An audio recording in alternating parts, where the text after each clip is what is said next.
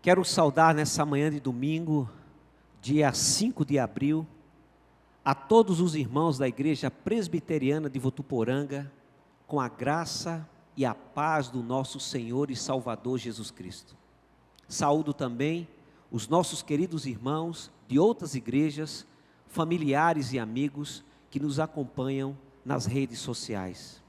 Estamos completando hoje 3 domingos que não nos reunimos como igreja de maneira presencial no templo, acatando assim as determinações do Ministério da Saúde em manter a quarentena familiar, evitando aglomerações e a proliferação do coronavírus. Iniciamos no domingo passado uma série de 4 reflexões baseada no livro de Lamentações de Jeremias, capítulo 3, sobre o tema o sofrimento humano, na perspectiva de um aperfeiçoamento pelo qual Deus pode muitas vezes fazer uso para amadurecer os seus filhos.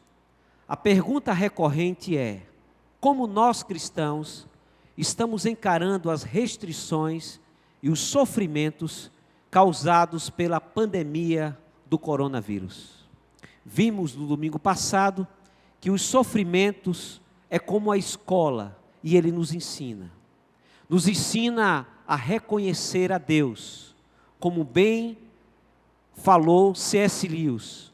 O sofrimento é o megafone de Deus para despertar um mundo surdo.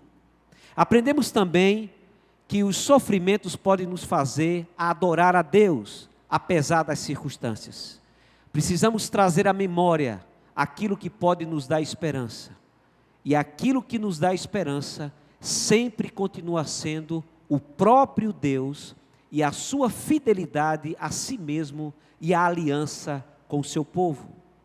Na manhã de hoje, eu quero dar continuidade refletindo sobre mais um ensinamento sobre o sofrimento. É que os sofrimentos nos ensinam a nos submeter a Deus. Vejamos comigo o texto de Lamentações de Jeremias, capítulo 3, versículos de 27 a 51. Acompanhe aí na sua Bíblia a leitura do texto sagrado.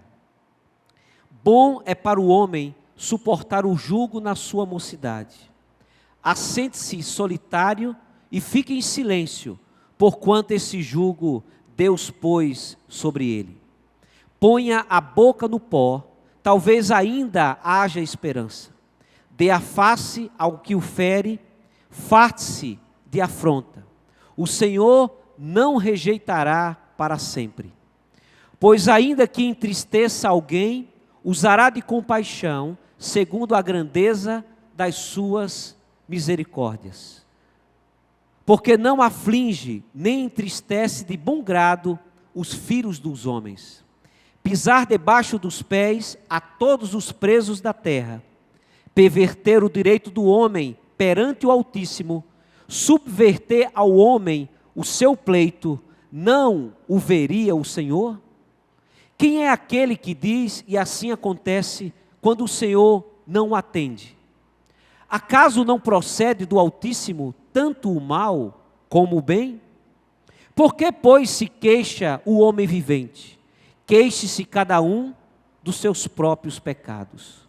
Esquadriemos os nossos caminhos, provemo-los e voltemos para o Senhor.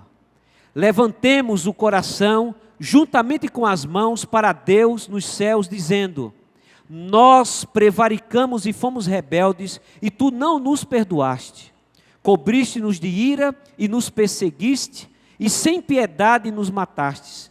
De nuvens te cobristes para que não passe a nossa oração. Como cisco refúgio nos puseste no meio dos povos. Todos os nossos inimigos abriram contra nós a boca. Sobre nós vieram o temor e a cova, a assolação e a ruína. Dos meus olhos se derramam torrentes de águas por causa da destruição da filha do meu povo.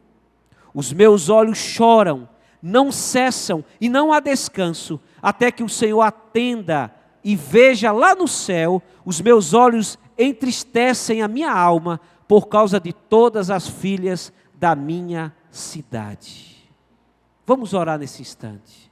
Amado Senhor, aplica os teus ensinamentos maravilhosos da sua palavra no nosso coração, nessa manhã de domingo, na vida de cada querido irmão e irmã que acompanha nesse momento em sua casa a meditação da tua palavra, em nome de Jesus. Amém. Diante do castigo imposto pelo Senhor a Jerusalém e a Judá pelos seus próprios pecados, Jeremias se submete a Deus e convida também as nações a fazerem o mesmo.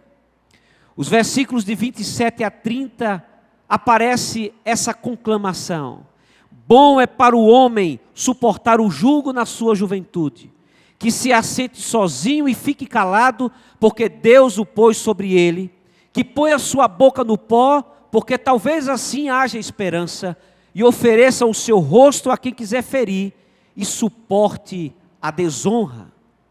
A atitude descrita aqui, meus irmãos, não é de revolta contra Deus, e sim de submissão e respeito ao seu justo juízo. Diante do castigo merecido enviado pelo Senhor, Israel não deveria reclamar nem murmurar, mas sim deveria se submeter a Deus. Antes de apontar o dedo e acusar os babilônios ou os líderes de Jerusalém e de Judá, cada um deles deveria olhar para si mesmo e se submeter individualmente à disciplina do Senhor, sem transferir, sem delegar culpa a qualquer que fosse. Em seguida, porém, ele deve também se submeter de forma coletiva, todo o povo diante de Deus, não só apenas Jeremias, mas todo o povo. Versículo de 40 a 42, examinemos os nossos caminhos, vamos prová-los e voltar para o Senhor. Levantemos o coração e as mãos para Deus no céu, dizendo: nós transgredimos e fomos rebeldes, e tu nos perdoastes.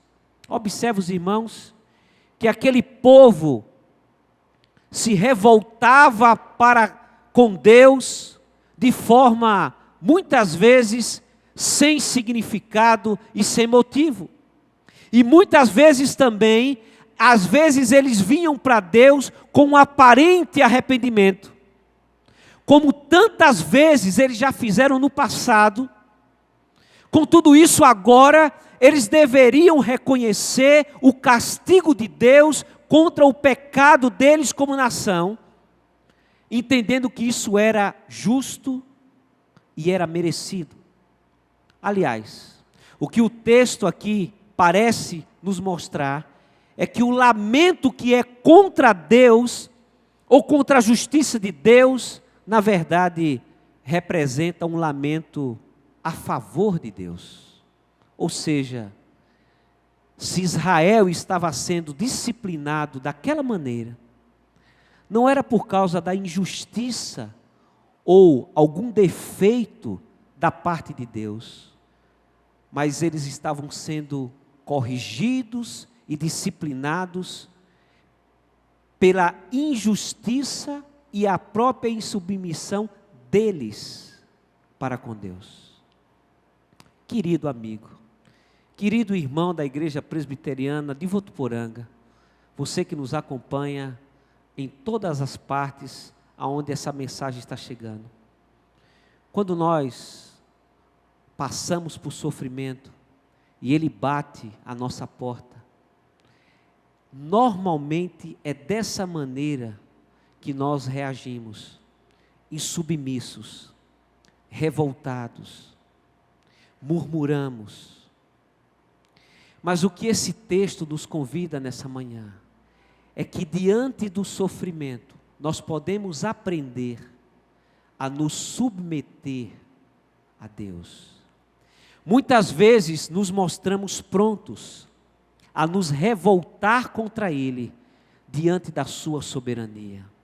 Contudo, queridos, a revolta nada mais é do que uma manifestação oposta ao nosso orgulho diante do nosso Criador. O melhor seria para nós que de maneira muito respeitosa nos submetêssemos sempre à disciplina de Deus, que é sempre amorosa para a nossa correção e para a nossa restauração. Nesses dias de pandemia, fica aqui o meu convite na manhã de hoje. Voltemos inteiros para o Senhor, individualmente, coletivamente, em reconhecimento da sua justiça, da sua soberania, com arrependimento pelos nossos pecados, pelos nossos erros e pelas nossas falhas. Voltemos ao primeiro amor. Que o mundo volte ao primeiro amor. Que o Brasil volte ao primeiro amor. Que os cristãos voltem ao primeiro amor. E que os não cristãos encontrem o primeiro amor. Que a graça do nosso Senhor Jesus Cristo, o amor de Deus, o nosso Pai, e a consolação do Espírito Santo seja sobre todos nós. Em nome do Pai, do Filho e do Espírito Santo. Amém. Eu quero voltar.